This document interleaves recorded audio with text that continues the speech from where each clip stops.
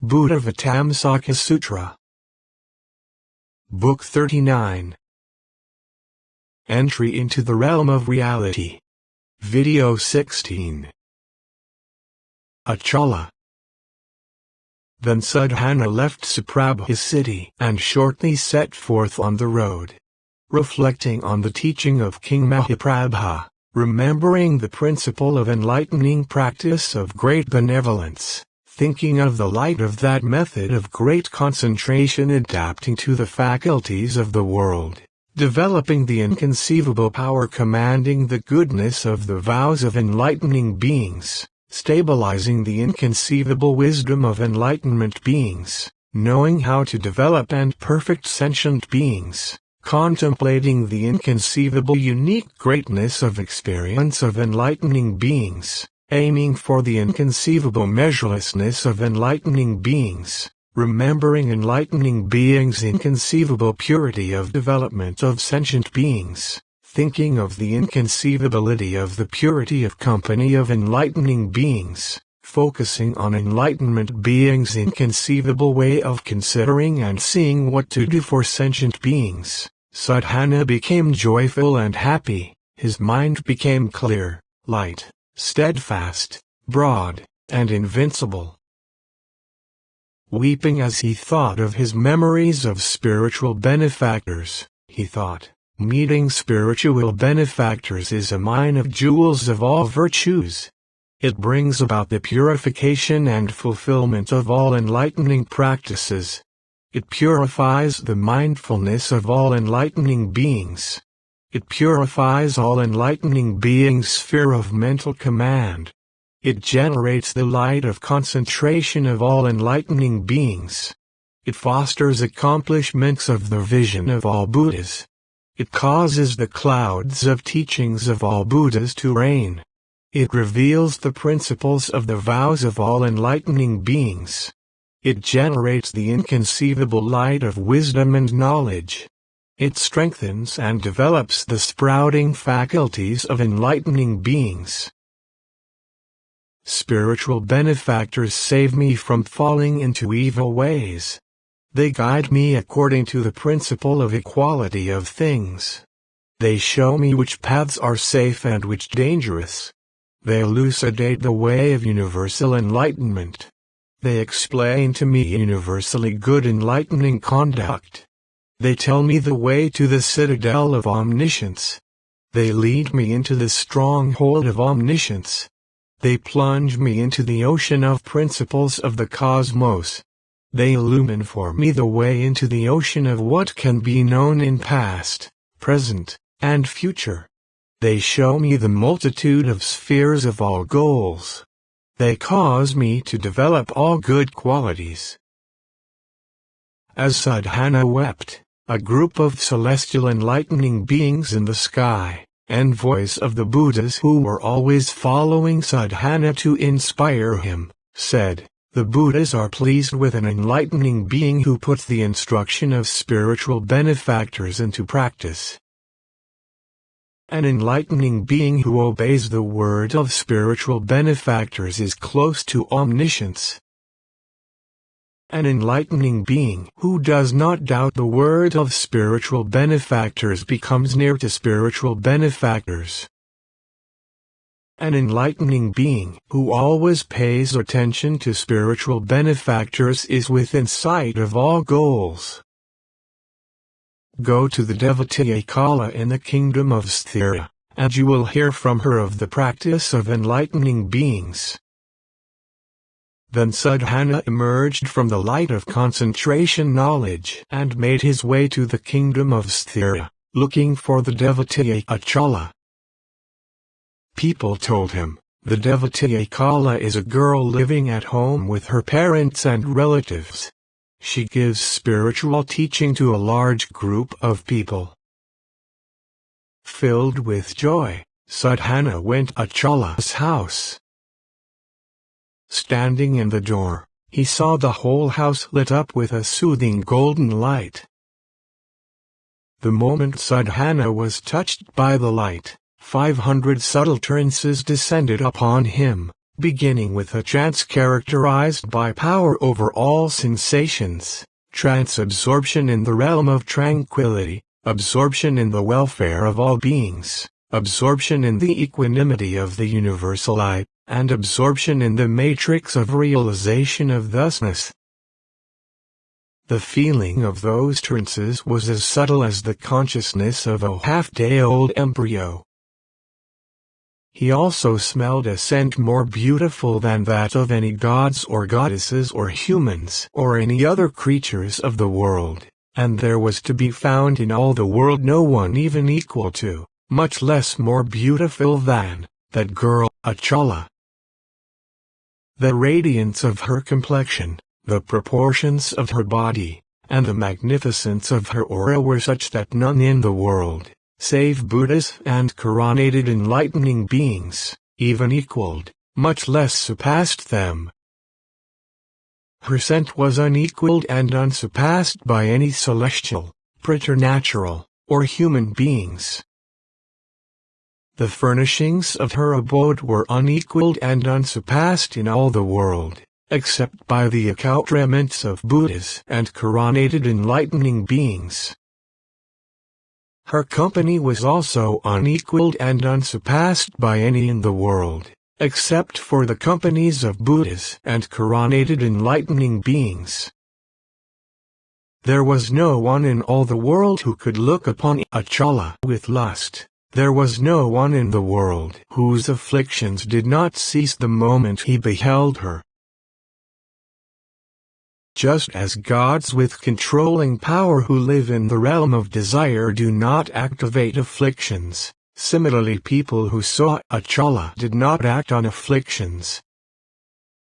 There was no one in the world who became satiated with the sight of Achala, except those who were sated with wisdom. Then Sadhana, in an attitude of reverence, seeing Achala's inconceivable physical majesty, her inconceivable appearance, and her inconceivable aura of light, which could not be blocked by all the cities and mountains on the face of the earth, sensing the inconceivable beneficial fragrance coming from her pores, looking over her endless company of followers, noticing the matchless adornment of her abode, immersed in the measureless ocean of her virtues, eulogized Achala with this verse. Who keeps conduct pure, develops great tolerance, and makes vigor enduring as diamond stands out in the world like a mountain of light.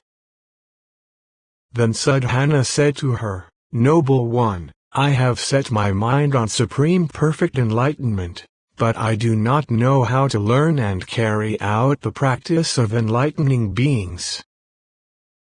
I hear that you give instruction to enlightening beings. So I ask you to tell me how an enlightening being is to learn and carry out the practice of enlightening beings. In the affectionate, pleasing, charming words of an enlightening being, Achala greeted Sadhana and said, It is good that you aspire to supreme perfect enlightenment. I have an enlightening liberation containing invincible knowledge, and I cultivate enlightening beings' way of practice of firm resolve. I have also attained mental command of the stage of equanimity in all things, and I am imbued with the light of knowledge to clarify the true state of all phenomena. I have also attained concentration of tireless search for truth. Sadhana asked her about the sphere of these attainments, and she said her state was hard to believe. Sadhana urged her to tell him, assuring her that by the power of Buddha and the help of spiritual benefactors he would believe in it, enter into it, investigate, contemplate, follow, and cultivate it, and would not quarrel or make up arbitrary ideas or assumptions about it, but would strive to equal it. Achala then said to Sadhana, a long time ago, in a past eon called undefiled light, a Buddha named arms extended downward appeared in the world. I was the daughter of a king named Buddhāvataṃsaka. One quiet night, as my parents slept in the inner apartments of the palace, and the men and women of the court were fast asleep, and the sounds of music had all stopped, and my 500 girl companions were all in bed, as I gazed up at the starry night sky I saw up there the Buddha, like the polar mountain, surrounded by many celestial beings, spirits, preternatural creatures, and countless enlightening beings, his body pervading everywhere with an aura of unobstructed light. From his pores came a fragrance that soothed my body and mind and made me happy. Getting up from bed, I saluted the Buddha. Looking at him, I found I could not determine any limit to the extent of his height and breadth. As I reflected on his marks and embellishments of greatness, I thought, be performing what kind of action is such a body obtained? How are the marks and embellishments of greatness attained? How is the aura of light attained? How does the retinue of followers develop? How do the mentally produced dwelling and furniture appear? How is virtue developed? How is knowledge purified? How are the inconceivable meditative projections accomplished? How is mental command perfected? How is eloquence mastered? Reading my mind, that Buddha said to me, "Daughter, you should produce an invincible mind to destroy afflictions, an indomitable mind to get rid of all clinging, an intrepid mind to enter into the profound truth, a mind unshakable, while descending into the whirlpool of the ocean of sentient beings who are attached to objects, a mind undiluted in the midst of all states of being, a mind tireless in seeking vision of all Buddhas, a mind receiving the multitudes of teachings of all Buddhas without complacence, a contemplative mind to attain the light of wisdom of all Buddha teachings, a retentive mind remembering the cycles of teaching of all Buddhas, a mind free from forgetfulness even in regard to conventional terms, to say nothing of knowledge arising from the word of Buddhas. And you should develop a mind of sharing, to distribute the jewels of the teaching to all sentient beings according to their mentalities." Having heard such principles of the teaching from the Buddha, desiring omniscience, aiming for the development of the 10 powers, seeking the eloquence of a Buddha, wishing to purify in myself the aura of light of a Buddha, wishing to perfect a body like a Buddha, desiring the purity of marks and embellishments of greatness of a Buddha, aiming to gain a congregation like a Buddha, seeking purification of a Buddha land, wishing to accomplish the deportment of a Buddha, wanting to attain the span of life of a Buddha, developing a mind that neither afflictions nor anyone concerned with self-liberation alone could break down, like an indestructible adamant. I do not remember the arising of a single thought of enjoyment of desires, much less engaging in sexual intercourse, for as many eons thereafter as atoms in this continent. I do not remember a single thought of anger toward my relatives, much less toward innocent others. I do not remember a single thought related to the idea of self, much less having considered anything my own. I do not remember any confusion, or any notion of difference, or yet any indifference, even while in the womb between death and birth, much less while focusing my attention. In all those eons I did not forget a single vision of a Buddha, not even a dream vision, much less those appearing to the 10 eyes of an enlightening being. Ever since that original inspiration I have been imbibing the ocean of the teaching, contemplating and reflecting on every single statement, even in the context of worldly phenomena. There is not a single facet of the teaching that I have not become absorbed in, even in the context of worldly arts and sciences. Ever since that first inspiration, while holding the wheel of teaching of the Buddhas, I have never omitted even a single word as I learned it, even in following logic, except to regulate the guidance of others. There is not a single vow I have not undertaken in the presence of the Buddhas I have met since then to purify the ocean of all sentient beings, even carrying out vows made to phantom Buddhas. There is not a single enlightening practice from the ocean of past enlightening practices of the oceans of Buddhas that I have not undertaken to purify my own practice. There is not a single sentient being I have seen since then that I have not established in the determination for supreme enlightenment. I do not remember even having a thought of individual liberation since then. I do not remember ever conceiving any doubt, any notion of duality, any false discriminations, any notion of variety, any idea of grasping or rejection, any concept of inferior or advanced, or any thought of attachment or resistance, in regard to so much as even a single word or letter of the teaching, for as many eons as atoms in this continent. Ever since then I have never been apart from Buddha's enlightening beings, and true spiritual benefactors. I have always been hearing of the vows of Buddhas, the practices of enlightening beings, the transcendent ways of enlightenment beings, the light of knowledge of the stages of enlightening beings, the inexhaustible treasury of mental command and concentration of enlightening beings, the way to enter the infinite network of worlds, the original causes of the infinite realms of sentient beings. I have never left the light of knowledge removing the web of afflictions of all beings. I have always been acquiring knowledge of the productive causes of the roots of goodness of all beings. I have always been appearing to all beings according to their mentalities. I have always been purifying the verbal range to instruct all beings.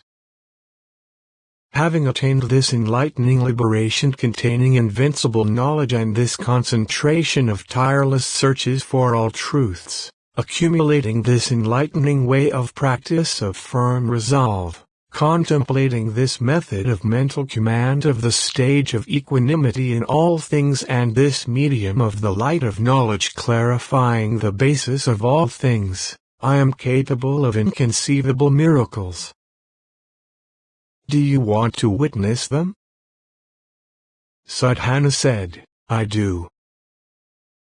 Then, as she sat there, Achala looked into, passed through, followed, and meditated on 100,000 doors of concentration, beginning with the door of enlightening liberation containing invincible knowledge, the door of concentration of tireless searches for all truths, the door of concentration on the arrangement of the sphere of efficacy, the door of concentration on the sphere of the 10 powers, and the door of liberation through concentration on the inexhaustible source of all Buddhas.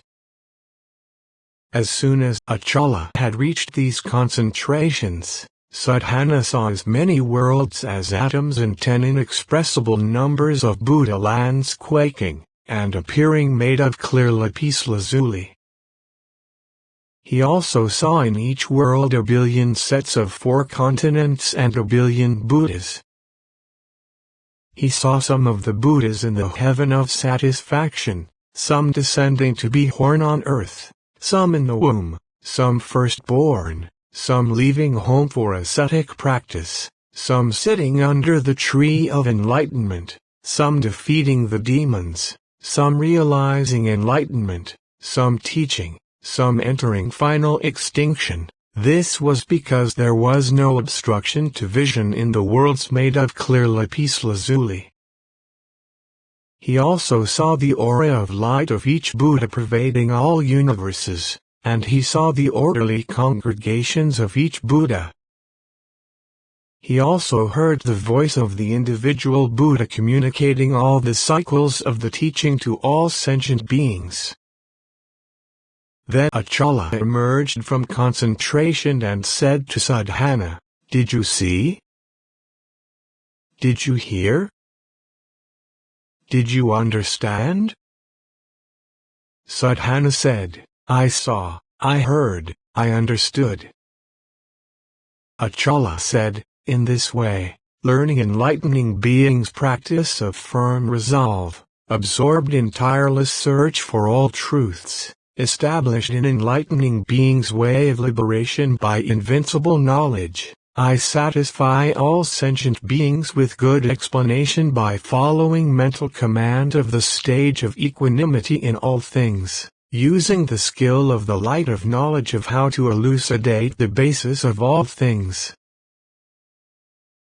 How can I know the practice or tell the virtues of the enlightening beings who are imbued with inconceivable, measureless virtues, who are like eagles soaring independently through the sky, who plunge into the sea of sentient beings to take out the mature enlightening beings, who search the treasure island of omniscience for the jewels of knowledge of the 10 powers, who go like strong fishers into the sea of the mundane world with the net of the teaching to mature beings born amid craving and pull them out of it, who go like Titan kings throughout all realms of existence quelling the titanic disturbances and agitations of afflictions, who rise like the sun in the sky of the reality realm to evaporate the water of being's cravings and dry up the mud of afflictions, who rise like the full moon in the sky to awaken the water lilies of the minds of the teachable, who support all beings equally,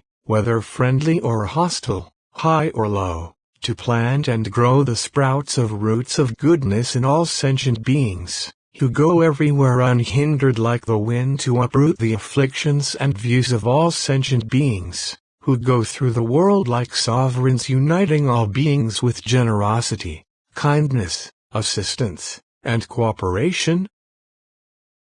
South of here is a city called Tosala in a land called Amitatosala. There is a mendicant named Sarvagaman living there. Go ask him how to learn and carry out the practice of enlightening beings." So then Sadhana paid his respects to Achala and left. Sarvagaman, his mind on the devotee Achala, remembering her teaching, absorbing what she had shown him, what she had told him, what she had described to him, what she had enjoined on him, what she had shared with him, what she had disclosed to him, what she had set forth to him, following it, reflecting on it, entering into it, cultivating it, embodying it, contemplating it, clarifying it, living up to it, Sadhana made his way from place to place, finally reaching the land of Amitatosala. There he sought out and found the city of Tosala. Entering the city at sunset, he went from block to block, street to street, looking for the mendicant Sarvagaman. In the still of the night, he saw a mountain called Salabha, north of the city. The mountain peak was adorned with thickets and groves of various plants and trees, and was as bright as the sun. Seeing that light, Sadhana was ecstatic. He thought to himself, "I will undoubtedly see the spiritual benefactor on this mountain top." Sadhana went out of the city to the mountain and climbed to the shining peak, where he saw the mendicant Sarvagaman from afar. The appearance of the mendicant was superior to that of the great god Brahma, glorious and radiant. He was walking around surrounded by 10,000 Brahmic gods. Sadhana went up to Sarvagaman, paid his respects, and said, Noble One, I have set my mind on supreme perfect enlightenment, but I do not know how an enlightening being is to learn and carry out the practice of enlightening beings. I hear that you give enlightening beings instruction, so please tell me how to learn and carry out the practice of enlightening beings. Sarvagaman said, "It is good that you have set out for supreme perfect enlightenment. I am established in the enlightening practice of going everywhere. I have attained concentration of all observing vision, and I am imbued with the light of knowledge of transcendent wisdom which distinguishes all planes of the cosmos without effort, based on non-being.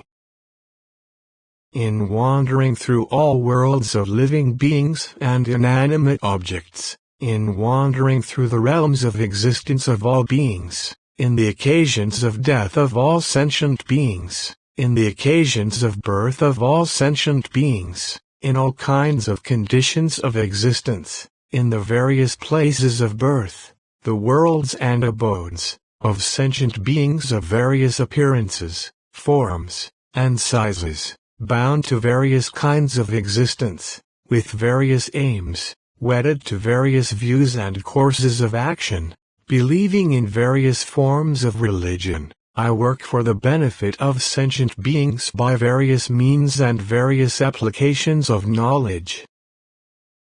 Some I help by teaching various worldly arts, by means of the light of mental command of all kinds of arts. Some I help by charity, kindness, assistance, and cooperation, to lead them to omniscient knowledge. Some I help by describing the ways of transcendence, generating the light of knowledge of dedication to omniscience. Some I help by praising the aspiration for enlightenment, producing a basis for preservation of the seed of enlightenment. Some I help by describing all facets of the practices of enlightening beings, fostering the commitment to purify all Buddha lands and perfect all beings. Some I help by frightening them, showing them the misery and pain resulting from evil actions. Some I help by delighting them, telling them about the fruit of omniscience ultimately developing from giving gifts to all Buddhas. Some I help by describing the virtues and qualities of all Buddhas to generate desire for the qualities of Buddhas and determination for omniscience. Some I help by eulogizing the greatness of Buddhas to generate the desire to embody Buddhahood and be constantly engaged in spontaneous, ceaseless Buddha work. Some I help by showing the mastery of Buddhas to generate the desire to attain supreme Buddhahood. Furthermore, in every street, every block, every house, every district, every family and group, I assume forms like the men and women, boys and girls, and expound the teaching to them according to their dispositions, aims, powers, and thoughts. They do not know who is teaching them or where I am from. They just practice truthfully what they have heard. And I go everywhere on this continent to those who are immersed in the views of false doctrines, in order to mature those who cling to various views. And just as I do so throughout the continent, so also do I work for the benefit of all beings on earth, in the galaxy, in the universe, in infinite worlds, in the paths of all beings, in the abodes of all beings, in the thoughts in which all beings rest, in the groups of all beings, in the masses of all beings, in all races of beings, among all types of beings, wherever they be, helping them according to their mentalities and inclinations, through various means, various methods, various approaches, various efforts, various devices, various expedients, various activities, assuming various forms, and speaking in various languages. I know this enlightening practice of going everywhere. How can I know the practice or tell of the virtues of the enlightening beings with bodies equal to all beings, who have attained concentration in which their own bodies and all bodies are indivisible, whose vast sphere of emanation adapts to all states of existence, who pass through existence in all worlds in their own bodies, who are intent on mystical projections pleasing to the sight of all beings, who appear to be born in all races, who carry out their vows unimpeded in all ages, who can manifest the interrelated cosmic network of practices, who are devoted to working for the welfare of all beings, while living together with them without becoming defiled, to realize the basic equality of the worlds of past, present, and future, who are imbued with endless great compassion appearing in the realm of selfless knowledge, who aim to foster good in all beings. South of here is a land called Buddhāvataṃsaka, where there lives an eminent perfumer named Buddhāvataṃsaka.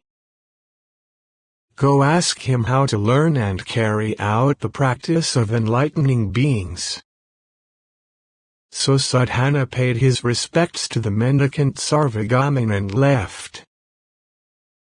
Buddhāvataṃsaka, unconcerned with body and life, unconcerned with any material things, unconcerned with enjoyment of any people or places, unconcerned with objects of the senses, unconcerned with enjoying the experiences that go along with having followers, unconcerned with kingship, dominion, or power, concerned with developing, guiding, and purifying all sentient beings, with achieving supreme purity of a Buddha land, with tirelessly attending and serving all Buddhas with knowing and according with the inherent nature of all things, with permanently attaining the virtues of all enlightening beings, with carrying out the vows of enlightening beings through all ages, with entering the ocean of congregations of all Buddhas, with entering all concentrations of enlightening beings in each particular mode of concentration by mystic transformation,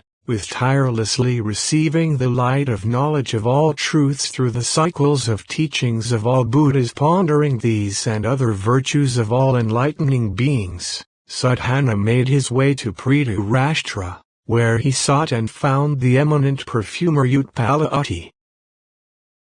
Seeing the perfumer, Sadhana went up to him, paid his respects, and said, "Noble one, I have set out for supreme perfect enlightenment, seeking the knowledge common to all Buddhas, wishing to fulfill the vows fulfilled by all Buddhas, wishing to see the embodiments of all Buddhas, wishing to attain the reality body of all Buddhas, wishing to know the body of knowledge of truths of all Buddhas, wishing to purify all enlightening practices, wishing to manifest the sphere of concentration of all enlightening beings, wishing to master the sphere of mental command of all enlightening beings, wishing to disperse all obstructions, wishing to travel through all lands.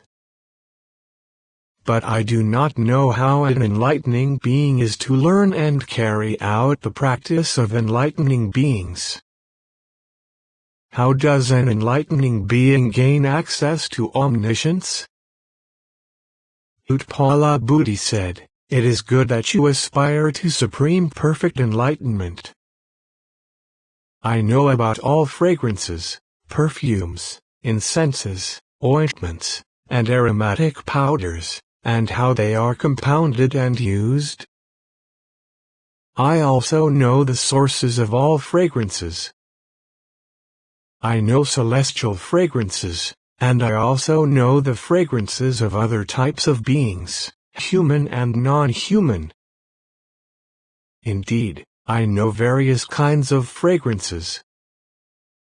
I know fragrances that cure illness, I know fragrances that remove depression, I know fragrances that produce mundane joy, I know fragrances that incite passions, I know fragrances that extinguish passions, I know fragrances that produce pleasure in enjoyment of various created things, I know fragrances that produce rejection of all created things. I know fragrances that remove arrogance and heedlessness. I know fragrances that produce thoughts of Buddha. I know fragrances that accord with the principles of the teaching, fragrances enjoyable to sages, the variety of fragrances of enlightening beings, and the fragrances of the arrangement of all stages of enlightening beings.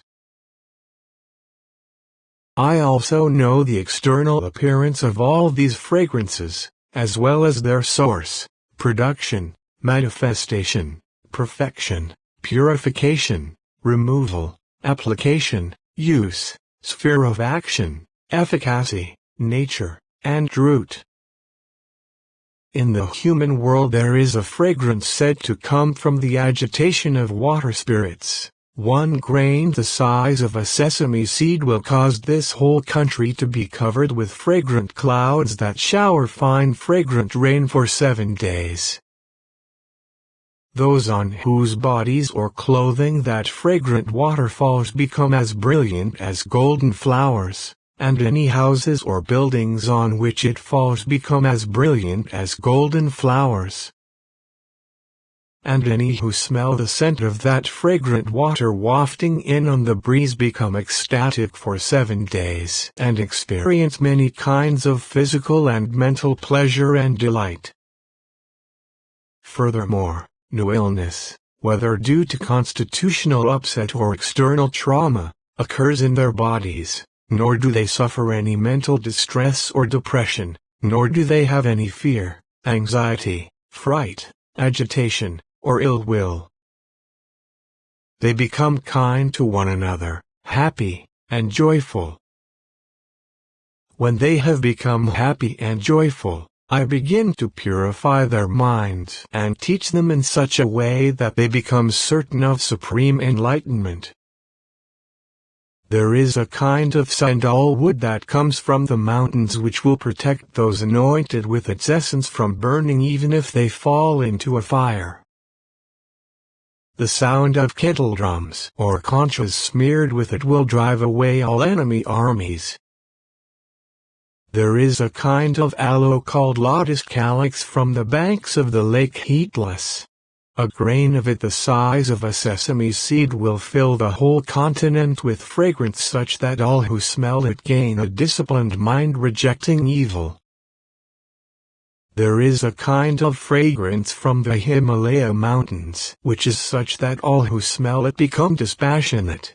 Then I teach them in such a way that they attain a concentration called sphere of dispassion. There is a kind of fragrance from the world of spirits called ocean storehouse which is produced for the use of sovereign rulers. Perfumed by it, the ruler and the ruler's armies stand in the sky. There is a kind of incense called beautiful array originating in the celestial hall of the good doctrine. When it is burned, celestial beings gain awareness of the scent of enlightenment. There is a kind of incense from the pure treasuries in the palace of the heaven of timely portion. When it is burned, inhabitants of that heaven all go to the ruler of the heaven of timely portion, who then talks to them about the teaching. There is a kind of incense in the heaven of satisfaction which, when burned before an enlightened being destined to become a Buddha in one lifetime who is sitting on the throne of the teaching, fills the whole cosmos at once with a great fragrant cloud and causes rain from the great cloud of the teaching to shower in many arrays on the audiences of all Buddhas. There is a kind of incense called fascinating in the palace of the king of the heaven of beautiful emanations which, when burned, causes rain to shower from the cloud of the inconceivable teaching for 7 days. I know this art of perfuming. How can I know the practice, tell of the virtues, elucidate the method of purification of conduct, convey the irreproachable action, or explain the malice, free words, thoughts, and deeds of the enlightening beings who are free from foulness, who are void of lusts, who are free from the snares of the demon of afflictions, who have transcended all conditions of existence, who proceed with material form as being something in the magic of knowing, who are unstained by any world, whose way of life is free from attachment, who have purified the sphere of unobstructed knowledge, who are in the realm of unimpeded knowledge, who do not take refuge in any abode or rely on anything in existence? South of here is a city called Kutagara, where there lives a mariner named Vera. Go ask him how to learn and carry out the practice of enlightening beings. So then Sadhana paid his respects to Utpala Buddhi and left. Continue to video 17.